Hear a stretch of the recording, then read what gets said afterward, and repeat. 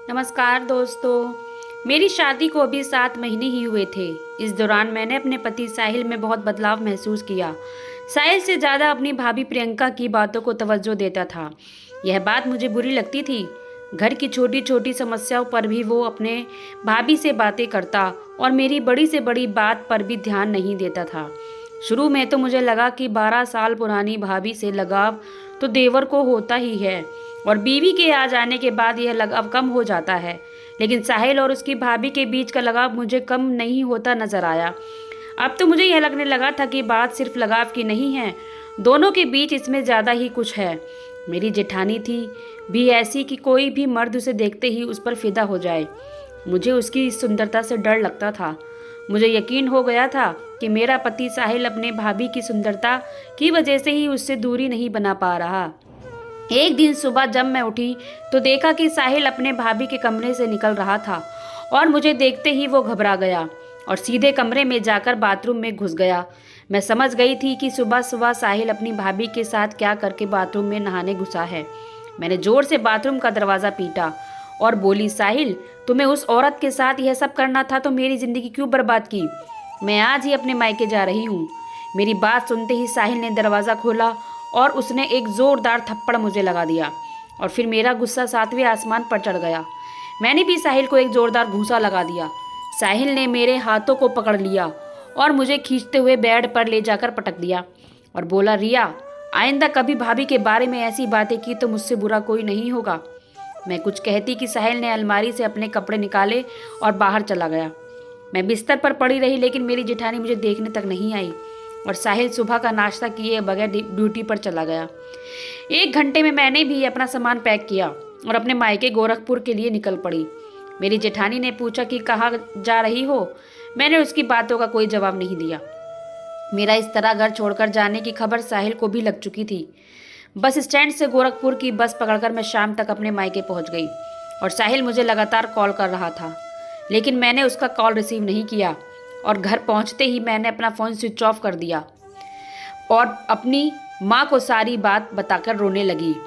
माँ बोली, तुमने बिल्कुल सही किया रिया, जो यहाँ आ गई। अब तो साहिल के पास तभी जाना जब साहिल उस डायन को घर से निकालकर बाहर फेंकेगा। आखिर साहिल के पास किस चीज़ की कमी है? वीर नगर में ही उसके 2-3 प्लॉट हैं। वो तुझे लेकर अलग क्यों नहीं रहता?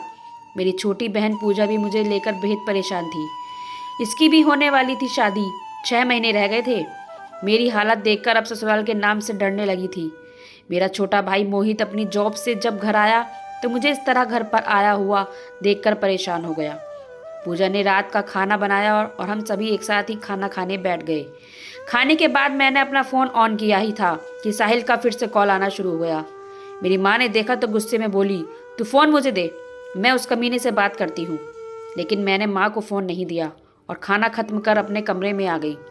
कमरे में आकर मैंने साहिल का फ़ोन रिसीव किया तो साहिल ने कहा, रिया, तुम अपनी मर्जी से गई हो तो याद रखो कि तुम्हें अपनी मर्जी से ही वीरनगर आना होगा। मैं किसी कीमत पर तुम्हें बुलाने नहीं आऊँगा। साहिल के यह धमकी भरी बातें सुनकर मेरा गुस्सा 7वें आसमान पर चढ़ गया। मैं बोली, तुम मुझे बुलाने क्यों आओगे? तुम यही तो चाहते थे कि मैं वहाँ से चली जाऊँ। अब जी भर के उस औरत के साथ अय्याशी करो। तुम बुलाने भी आओगे तब भी मैं उस घर में कदम नहीं रखूँगी। इस बात के 4 महीने गुजर चुके थे। मैं साहिल का इंतजार करती रही और अगर उसे उसकी गलती का एहसास हो जाता तो मैं दौड़ी हुई वीरनगर पहुंच जाती, लेकिन ऐसा कुछ नहीं हुआ। मैं लगातार उसके फ़ोन का इंतजार करती रही लेकिन 4 महीने में एक बार भी उसने मुझे कॉल नहीं किया। अब मुझे लगने लगा था कि साहिल मुझे छोड़ चुका है, उसे मेरी ज़रूरत ही नहीं है। जब इतने खूबसूरत औरत उसके पास मौजूद है तो फिर मुझे जैसी साधारण लड़की की उसे ज़रूरत भी क्या है। मैं साहिल को लेकर बेहद निराश हो चुकी थी और मुझे इस हाल में देखकर मेरे घर वालों को भी दुख होता था। जैसे जैसे मेरी छोटी बहन की शादी नज़दीक आ रही थी, घर में काम बढ़ता जा रहा था। इसकी शादी को अब सिर्फ 1 महीने बाकी रह गए थे और मेरे पापा भी 1 महीने की छुट्टी लेकर घर आ गए थे। उन्होंने मुझसे कहा कि मैं पूजा की शादी के बाद ससुराल आकर साहिल से फाइनल बात करके आएंगे। अगर वो मुझे अपनाने को तैयार नहीं हुआ तो उस पर दहेज का मुकदमा दर्ज करवा देंगे। लेकिन मैं ऐसा नहीं चाहती थी, इसलिए जैसे जैसे पूजा की शादी की तारीख नज़दीक आ रही थी मेरा दर्द बढ़ता जा रहा था। मुझे मायके आए 6 महीने का वक्त गुजर चुका था। पूजा की शादी में केवल 22 दिन का वक्त बाकी रह गया था और शादी के कार्ड भी छप चुके थे। एक दिन मैंने साहिल को कॉल मिलाया और बोली, साहिल, तुम शादी में नहीं आओगे? साहिल ने कहा, मुझे तो अभी तक यह मालूम ही नहीं कि शादी किसकी है। मैंने कहा 8 तारीख को पूजा की शादी है। साहिल ने कहा लेकिन तुम्हारे घर से तो मुझे किसी ने खबर ही नहीं दी, ना ही शादी की ना कार्ड पहुंचा। मैंने कहा तुम इस घर के दामाद हो, तुम्हें तो बिना कार्ड के ही शादी में पहुंचना चाहिए।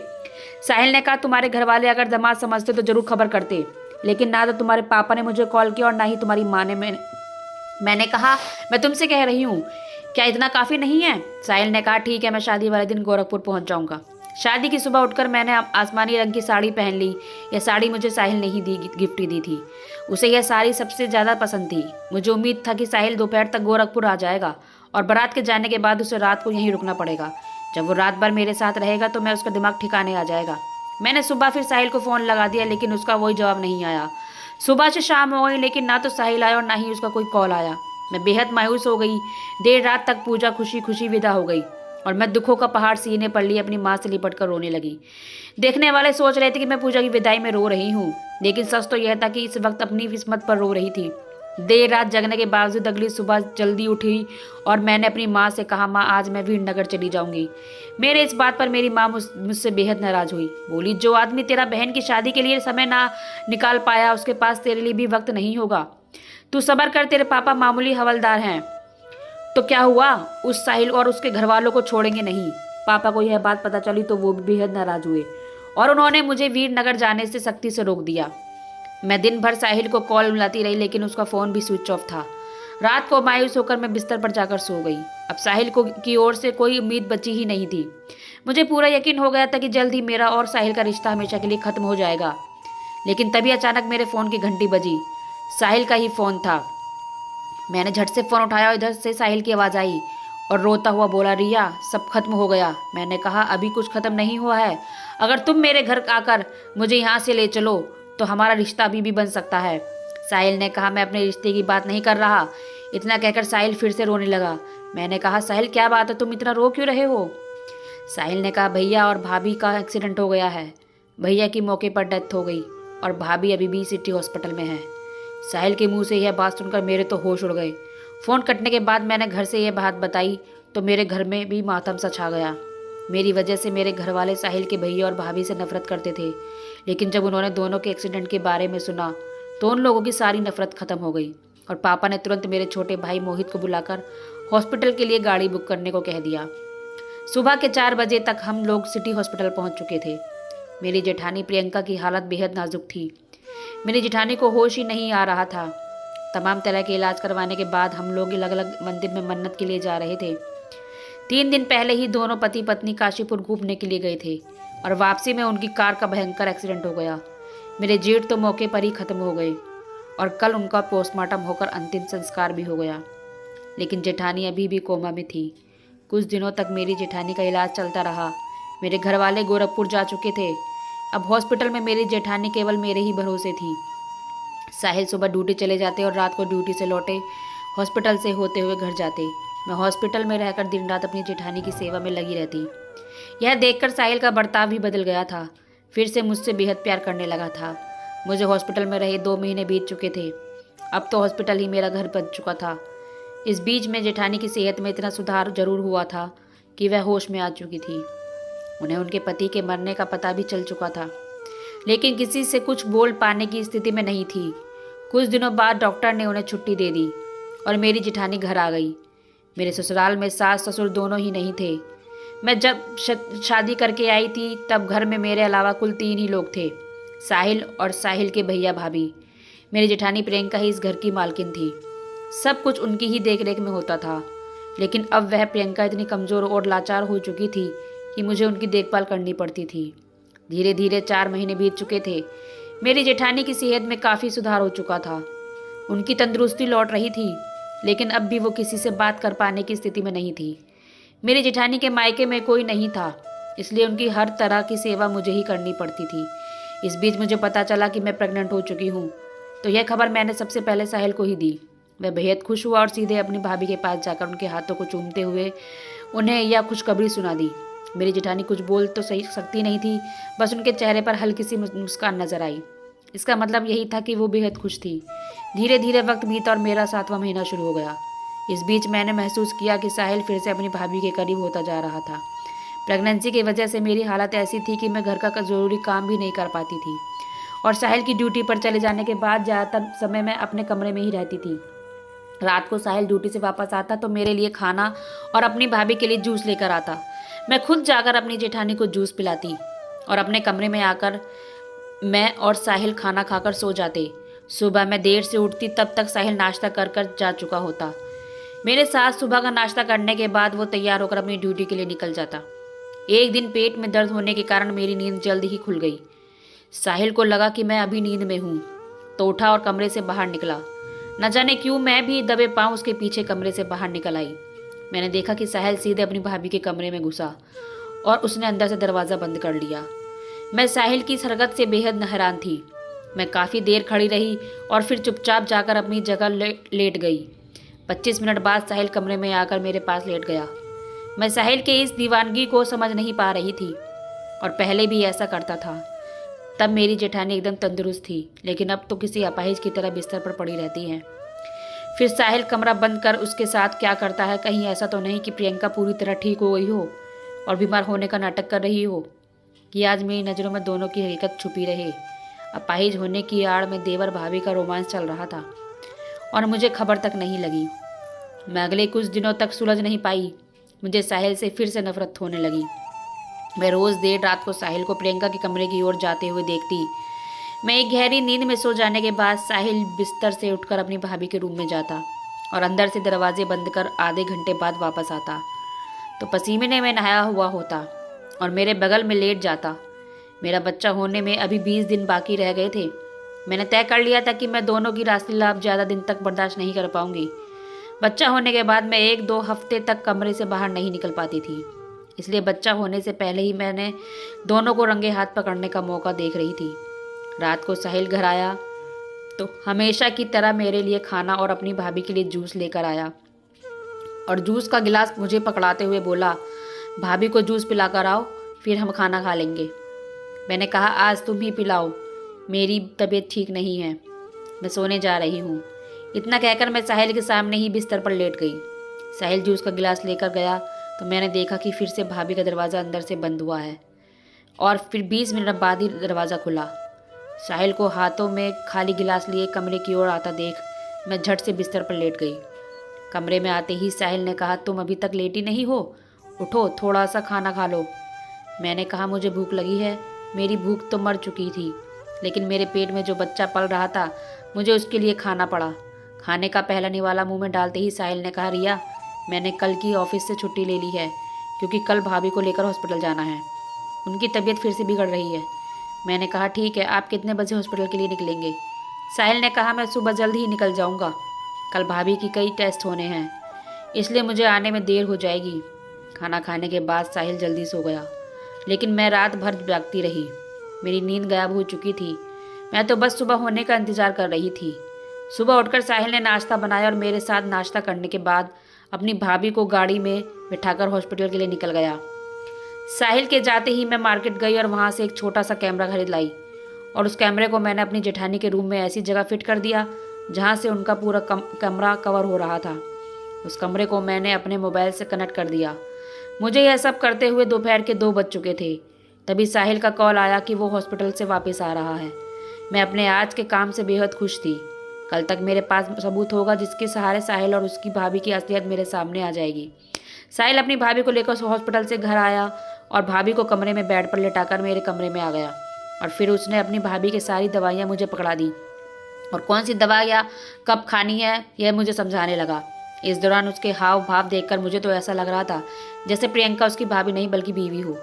रात को साहिल खुद ही अपनी भाभी के कमरे में जूस और दवाइयाँ लेकर गया और आधे घंटे में वापस लौट कर आया। खाना खाने के बाद सो गया और मैं सुबह होने का इंतजार करती रही। मेरी गहरी नींद में होने के बाद साहिल उठा और अपने भाभी के कमरे में चला गया। आधे 20 मिनट के बाद पसीने में लथपथ होकर लौट आया और मेरे पास लेट गया। जब साहिल अपनी ड्यूटी पर चला गया तो मैं झट से अपनी जेठानी के रूम में गई। वह सो रही थी। मैंने वहाँ से कैमरा हटा दिया और अपने रूम में आकर मोबाइल में कल से अब तक की रिकॉर्डिंग देखनी शुरू की तो मेरे होश उड़ गए। साहिल अपनी भाभी के कमरे में गया, उन्हें गोद में उठाकर व्हील चेयर पर बिठाया और भाभी की गंदी चादर को उठाकर उसने एक तरफ रख दिया। फिर उसने उसी गंदी चादर की जगह पिछले दिन धोई गई साफ चादर को बिछा दिया फिर गंदी चादर को कमरे के बाथरूम में ले जाकर धोने लगा और फिर उसने धोई हुई चादर को बाथरूम के खिड़की पर ही सूखने के लिए टांग दिया। फिर उसने अपनी भाभी की सलवार उतारकर उन्हें धोए और साफ कपड़े पहनाए और गंदे कपड़े को बाथरूम में ले जाकर धोने लगा। इस रिकॉर्डिंग को देखने के बाद मेरा रूटीन यही हो गया था कि जैसे ही साहिल अपनी ड्यूटी पर निकलता मैं कैमरा रूम में छुपा देती और अपने मोबाइल में रिकॉर्डिंग देखने बैठ जाती और हर बार मुझे साहिल का वही रूटीन नजर आता। साहिल अपनी भाभी के कमरे में उनके साथ जो करता या तो पति कर सकता था या कोई बेटा ही अपनी माँ की ऐसी सेवा कर सकता था। एक दिन अचानक मेरी तबीयत खराब हुई और मैं हॉस्पिटल में एडमिट हो गई। 3 दिन बाद ही मैंने खूबसूरत सी बेटी को जन्म दिया और कुछ दिनों में ही मैं अपनी बेटी को लेकर घर आ गई। इस दौरान मेरी देखभाल के लिए मेरी माँ मेरी ससुराल आ गई थी। एक दिन मैंने अपनी माँ को साहिल और उसकी भाभी वाली वीडियो दिखाई तो उसने अपने माथे पर हाथ रख लिया और मुझसे बोली, रिया तो तू बड़ी नादान है, ये देवर भाभी वाला प्यार नहीं है बल्कि कोई पति ही ऐसा कर सकता है। मैं तो आज ही गोरखपुर के लिए निकल रही हूँ, कुछ दिनों बाद तुम भी गोरखपुर आ जाना, तुझे अब और नहीं रहने दूंगी।